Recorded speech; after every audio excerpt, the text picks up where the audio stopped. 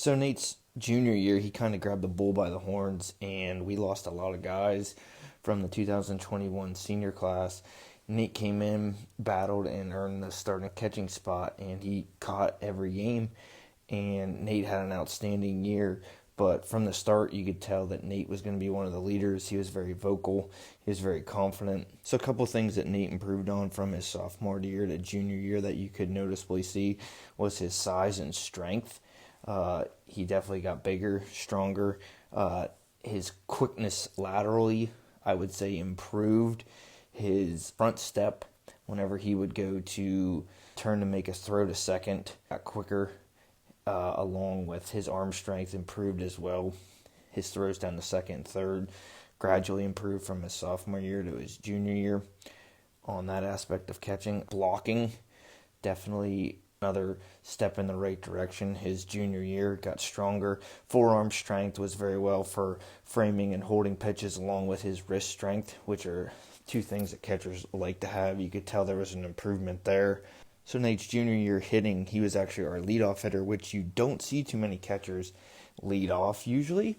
Nate really set the tone, getting things started, getting on base. He grew into that role. He didn't start as the leadoff. He was more in the 5-hole to start the year, but then he was getting on base and just taking great at-bats to see pitches, and he put the ball in play a lot. Great two-strike hitter. Do what he had to put the ball in play. If there was a runner on third, if there was a runner on second, hit it to the right side. Like, those are little things that might not show in the stat sheet. Nate was third in the team in average, just around 340. He was second in the team in hits. And then he was also tied for first in the team in doubles. So you were seeing some power, gap shots. So you could tell Nate's hard work from square one was definitely paying off in his junior year.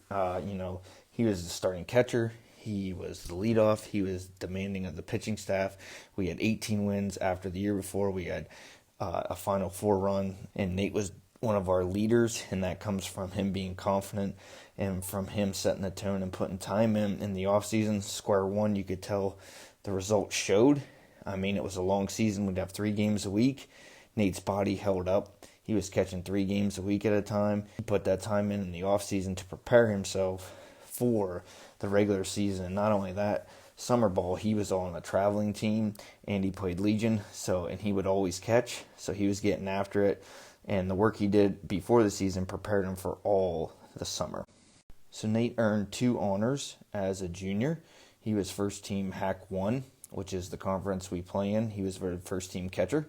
And then he was also voted first team catcher in the Williamsport Sun Gazette by Chris Doc Massey for first team catcher in the area. And for him to use his hard work in the offseason at square one, developing his skills from his footwork, from his strength, from his mobility, from his body being able to stand a task, to be able to stay at that top level all season long.